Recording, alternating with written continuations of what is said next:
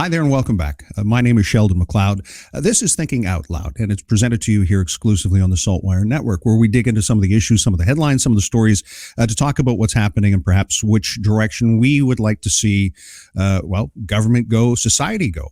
And in a lot of ways, I think there was some surprise last week when the premier said, no, I've got something that's even better than a carbon tax. This was a plan that was presented to the federal minister responsible. We know that there's a deadline here, some parameters on the Nova Scotia government to meet targets and guidelines to help with the reduction in greenhouse gas emissions.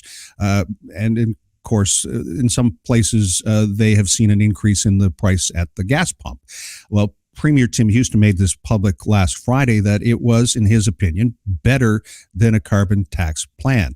To talk a little bit about this in reaction to government's position, Kelsey Lane is here. She is the Senior Climate Policy Coordinator with the Ecology Action Centre in Halifax. And Kelsey, so good to see you again. Thank you for this. Thank you so much for having me. When Premier Tim Houston says this is better than a carbon tax plan, we hit our numbers more quickly. And in fact, government, we're not saying never, just not right now. What's your reaction to that? So the first reaction that I had was, to be honest, I was looking for what he was referring to as a plan, because what was released was a 2-page letter. And of course, there was the leaked documents a few weeks ago. And then I realized what he was referring to was the Climate Act that was passed last year, which had a series of goals, but it's a far cry from a plan. So quite frankly, we were surprised to see that there was not more detail in the plan, and it was there was a severe lack of substance in terms of what he was proposing and what he was putting forward to the federal government before the deadline. Now, this is part of that letter that was submitted. Number one, Nova Scotia has the most aggressive legislated targets to the point that you just made through the Environmental Goals and Climate Change Reduction Act. 80% electricity will be renewable energy by 2030, at least 53% below greenhouse gas levels that were emitted in 2005 by 2030, phasing out coal-fired electricity generation by 2030, and net zero by balancing emissions with the removals and other offsetting measures by 2050. What part of that doesn't quite sound like a plan, or are you saying that there are no real, those are guideposts, not necessarily a way to get to them? Exactly. Those are targets. Well, first of all, for that first target, 80%, it's an insufficient target to begin with. Our research and modeling has shown that we can get to 90%, and recent modeling has shown that you can get to 100%. So that's one point. It's already an insufficient target, but that's all it is. It's a target. I could say that I want to go to the Olympics in 3 years, but if I'm just wishing that and not actually putting a plan forward for how I'm going to achieve that, putting the funding behind it, putting the people in place that would allow that goal to be achieved, then all it is a statement and a wish. And it's good to have those goals, of course, but where is the implementation plan? Where is the climate plan that was supposed to be released in June? Where's the funding mechanisms going to come from now that the Green Fund is in question? All of these things, to me, in addition to clear accountability mechanisms, is what constitutes a plan. A goal is not a plan, it's simply a target. And when the premier says, though, these are more aggressive than what the federal government is promoting, does he have a point? He's confusing a target with a mechanism. So carbon pricing is a mechanism to achieve targets. What you're trying to do is two things. One, you're trying to send a really clear signal to disincentivize behavior that you don't want. And then B, in terms of the cap and trade system that Nova Scotia had, you're actually creating a fund that can be used for the things that you do want. So supporting electrifying buildings, for instance, and home heating programs, or supporting electric vehicle rebates, making it more comfortable or adding to adaptation so that when severe weather events do happen, there's infrastructure in place to support communities.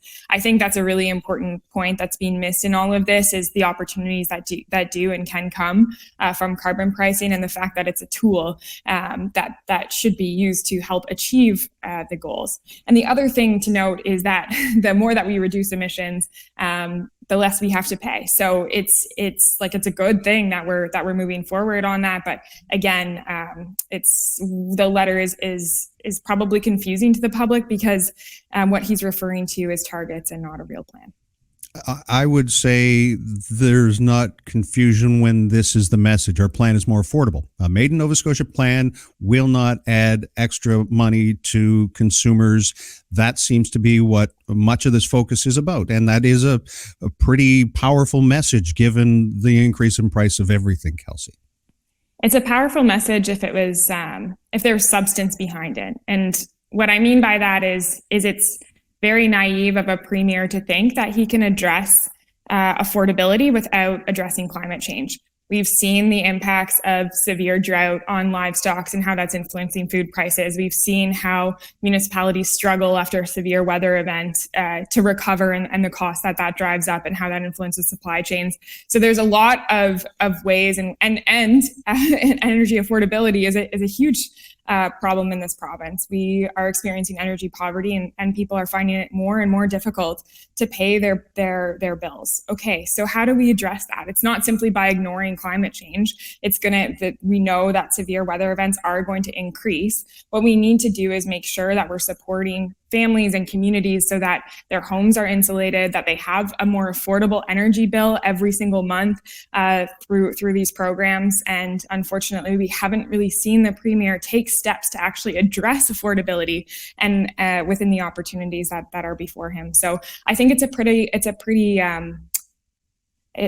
empty promise that he's going to do something to address affordability without really taking on climate change at the same time. There was a statement made. He says that, we're not arguing that climate change is real. He seemed to be, and I don't know if you saw the news conference, acknowledging that, but also that we've come a long way so far, that Nova Scotia has been able to green the power generation infrastructure, that even last week, an announcement about the upcoming phase out of coal-fire powered generating station in Lingan was something that was discussed. And it seems as though there are some points to be made. Where does this conversation take someone who's known as the Senior Climate Policy Coordinator with the Ecology Action Centre when he's saying, yes, it's real, we've come a long way, and yes, we have further to go, just asking you guys not to put a tax on us right now? Yeah, I mean, it's 2022. We're in a climate emergency. We have 7 years left to try and keep our warming in a safe in safe levels. So the fact that he's admitting that climate change is real is not you don't get any bonus points from us for doing that. That's the baseline, right? And we're already experiencing the effects of climate change, so it's very difficult to argue at this point. Saying now is not the time is certainly concerning from a premier who is entering. Definitely, there's a lot of challenges to address. We have the housing crisis, we have the healthcare crisis, affordability crisis, and climate change. But these are all interconnected and related. And so the fact that you think that you can address one without actually seeing how they're intrinsically linked to these other issues is very concerning. And it's something that we certainly would challenge the premier on. Now is not the time. Now is absolutely the time. If your house is burning, you don't walk away and say, now is not the time to start putting that out. Now is definitely the time to start supporting communities, thinking ahead. How are we going to help families when we have more and more severe heat waves and their homes aren't properly insulated? We have one of the oldest building stocks in Canada. How are we going to make it more affordable? How are we going to ensure that people have a good way of getting around if there's vulnerabilities in the international fossil fuel market, which we've already seen this past year? So this is as much of a economic plan in terms of thinking about how we're going to adapt to climate change as it is anything else. And as we've seen in the US with some of the most prominent and some of really exciting legislation from the Biden administration, is that he's linked tackling inflation to climate change. There's a very clear link there. And so we have a good precedent for doing that. And unfortunately, we're seeing the premier, we're seeing him kind of back away from his responsibilities. You're the premier of this province. Climate change is a challenge. It's something that you should be addressing. There was another announcement last week about wind power, wind generation. The premiers in Newfoundland and Labrador talking again about hydrogen. It sounds as though there is a conversation being had. Does the Ecology Action Centre give a passing grade to the premier for working towards Indigenous-led, wind farms in Nova Scotia? Absolutely. That was a really good announcement to see. And you mentioned, that we are making progress. Well, we're starting from one of the worst places a province could start from. We burning coal to generate electricity, which not only is bad for the environment, it's also been really bad for our health. And that's why when Ontario made the transition, it was quite, the health was one of the biggest, one of the biggest issues there. So it's great to see that we're moving away from that. Wind and domestic wind is important. And those 5 projects that were announced with majority First Nation ownership is really key. And that's also related to the injection of funding that we saw from the federal government for these projects a few weeks ago. So definitely needed to move through the provincial approval process. And now that it's done that, we know where the projects are going to be sited and things like that.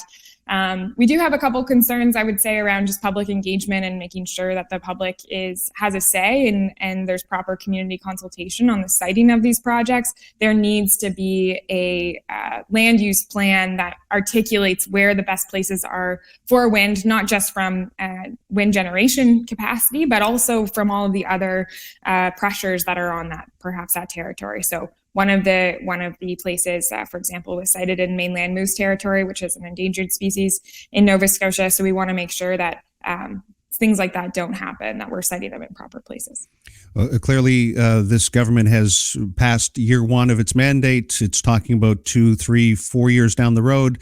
And just like fixing healthcare, it sounds to me like Premier Tim Houston is asking, well, don't make any decision about taxes or carbon taxes until after the next election. That's what I heard. Yeah.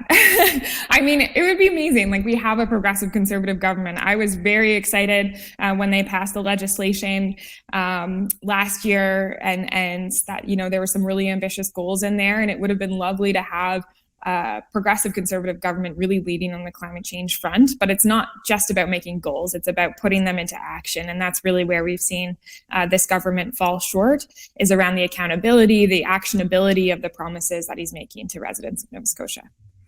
Kelsey Lane is the Senior Climate Policy Coordinator with the Ecology Action Centre. Thank you again for this.